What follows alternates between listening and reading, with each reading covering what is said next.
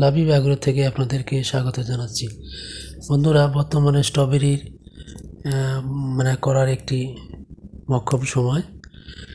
তো এখন থেকে শুরু করে মোটামুটি আপনি ডিসেম্বর মাসে 25 তারিখ পর্যন্ত লাগাতে পারেন, কোনো সমস্যা হবে না। কারণ আমরা বিভিন্ন টাইমে লাগিয়ে দেখেছি যে কোন টাইমে লাগালে বাংলাদেশের আবহাওয়ার সাথে স্ট্রবেরিটা ভালোভাবে মানানসই হয় এবং ফলন বেশি হয়।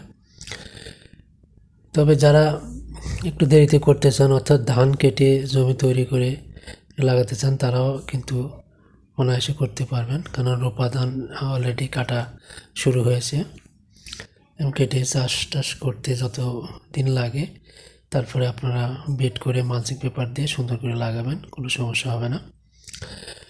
কারণ ডিসেম্বরের 7 তারিখে আমরা লাগিয়েছিলাম, সেটাতে কিন্তু প্রচুর ফলন হয়েছিল এবং গাছের চেহারাও সুন্দর থাকে এবং প্রচুর পরিমাণে ফল দেয় আর কি, এবং গাছের লংজিভিটিও বেশি হয়। যেগুলো গাছ আমরা নভেম্বরের ফার্স্ট উইকে লাগিয়েছি সেগুলোতে কিন্তু ফল কম ছিল এবং বেশি দিন গাছ ফল দেয়নি। তো সব মিলিয়ে দেখা গেছে যে আমরা আগামের জন্য খুব চেষ্টা করি যে সবার আগে লাগাবো, তাহলে দাম বেশি পাবো।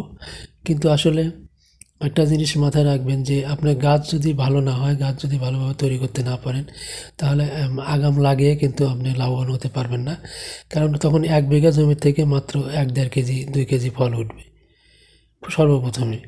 তাহলে এই 2 কেজি ফলের দাম বা 1.5 কেজি ফলের দাম কত হবে? হ্যাঁ, আপনি 1600 টাকা কেজি বিক্রি করবেন এবং আপনি পরে দেখা যায় আবার 4-5 দিন পরে 7 দিন পরে আবার 3 কেজি উঠাবেন। তাহলে এত অ্যাডভান্স লাগিয়ে তো আপনি ফলন বেশি পাচ্ছেন না। আর পরে যদি আপনি লাগান, অর্থাৎ ডিসেম্বরের ফার্স্ট উইকের ভিতরে যদি লাগান, কোনো সমস্যা নেই। আপনার কিন্তু ওই গাছে প্রচুর পরিমাণ ফল আসবে এবং ফলগুলো একবারে প্রথমেই আপনি অনেক ফল উঠাতে পারবেন। কিন্তু যেগুলো আগাম গাছ লাগালে কিন্তু এত বেশি পরিমাণ ফল আপনি একসাথে পাবেন না, ধীরে ধীরে পাবেন আর কি। সুতরাং এত তাড়াহুড়া না করে আপনারা সুন্দরভাবে জমি রেডি করতে থাকুন। পর্যাপ্ত পরিমাণে গোবর সার এবং অন্যান্য রাসায়নিক সার সেগুলো ব্যবহার করে জমিতে চাষ দিয়ে মই দিয়ে ফেলে রাখুন এবং কিছুদিন পরে আবার বেড তৈরি করে তারপরে চারা সংগ্রহ করে মালচিং পেপার দিয়ে লাগিয়ে দিন। তাহলে দেখবেন যে অত্যন্ত সুন্দর হচ্ছে। আর এটা শীতের ফসল, শীত যদি কম থাকে, দিনে তাপমাত্রা বেশি থাকে, তাহলে কিন্তু গাছ তৈরি করা কঠিন হবে, সহজে আপনি গাছই করতে পারবেন এবং রোগ ব্যাধি বেশি হবে এবং ফলন কম হবে। সুতরাং সব দিকে হিসাব করলে দেখা যায় যে আপনি পরে লাগালে লাভবান হওয়া যায় এবং অনায়াসে আপনি গাছ তৈরি করতে পারবেন। সেক্ষেত্রে আপনার খরচও কম হবে, চারারও দাম কমে যাবে ডিসেম্বর মাসে, কারণ এখন যে চারার দাম হয়তো ডিসেম্বরে আরও কমে যাবে। সুতরাং কমার্শিয়ালভাবে চিন্তা করে আপনি প্রতিযোগিতা না করে, তাড়াহুড়ো না করে, আপনি ধীরে সুস্থে, এখনও সময় আছে, ডিসেম্বরের 15 তারিখ পর্যন্ত আপনি আরামে একটা মিডিয়াম টাইমের মধ্যে লাগাতে পারবেন। অ্যাডভান্সের দরকার নেই, অ্যাডভান্সের অনেক সমস্যা হয়, রোগ ব্যাধি বেশি হয়, ফলন কম হয়। তাই আমি আপনাদের পরামর্শ দেব যে যারা দেরি হলে করতে চান, তাদের জন্য আমি বলবো যে এটা অবশ্যই পজিটিভ হবে, কারণ আপনি গাছগুলো অনায়াসে তৈরি করতে পারবেন এবং ফলন বেশি পাবেন। আর এই সময় কী জাত আপনারা সংগ্রহ করবেন? আমেরিকান ফেস্টিভ্যাল এটা লাগাতে পারেন, এটা একটি পরীক্ষিত ভ্যারাইটি, এটা ফলন অনেক সুন্দর এবং ফলটি অনেক হার্ডি, অনায়াসে 2-3 দিন থাকে এবং দূরে এটা ক্যারি করা যায়। কার্টুন করে যদি আপনি কারণ বাজার ঢাকাতে পাঠান, তাহলে ফল অনায়াসে চলে যায়। আরেকটি জাত আছে, থাই জাত আছে, এটা অনেক বড় সাইজে একটু বড়। গত বছর এটা মার্কেটে এসেছিল থাই, এই জাতের চারা রয়েছে, এগুলো আপনারা লাগাতে পারেন।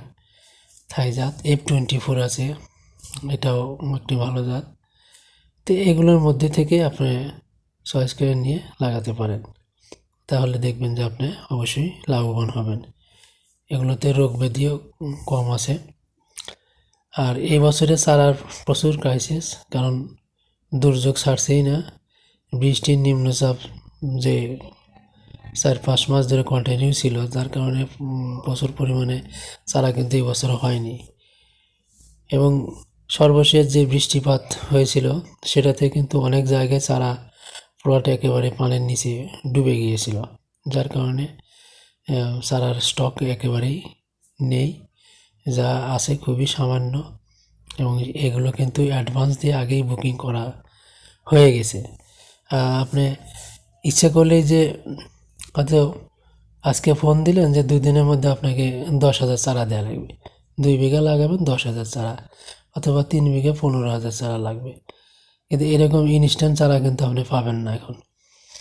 আপনি যদি ডিসেম্বরের 7 তারিখে লাগান বা 10 তারিখে 15 তারিখে লাগান, তাহলে কিন্তু এখনই আপনাকে কথা বলে রাখতে হবে যে অমুক তারিখে আমি চারা নেব, এবং অ্যাডভান্স দিয়ে রাখতে হবে। একটু অ্যাডভান্স দিয়ে বুকিং করে রাখতে হবে, তাহলে আপনি চারাগুলো পাবেন। আর তাছাড়া কিন্তু চারা ওই ডেটে সরাসরি কিন্তু আপনি পাবেন না, কারণ এই বছরে অ্যাভেলেবল চারা নেই।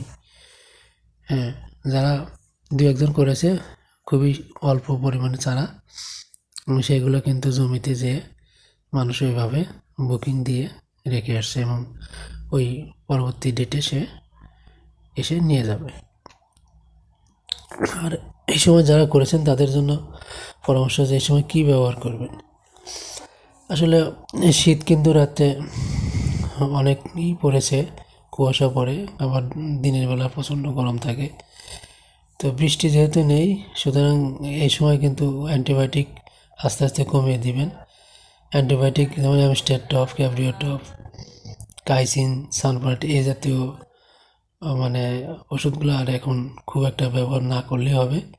এখন শুধু সিম্পল ওষুধ দিলেই হবে, যেমন ম্যানকোজেব, ব্লু ম্যানকোজেব আছে, জাস পাউডার আছে, ম্যানসার আছে, এবং কীটনাশকের মধ্যে দিবেন সিয়েনা, অ্যাবামেকটিন আর অ্যাবামেকটিন বেনজয়েড, দুইটার মিশ্রণ আছে সিয়েনা।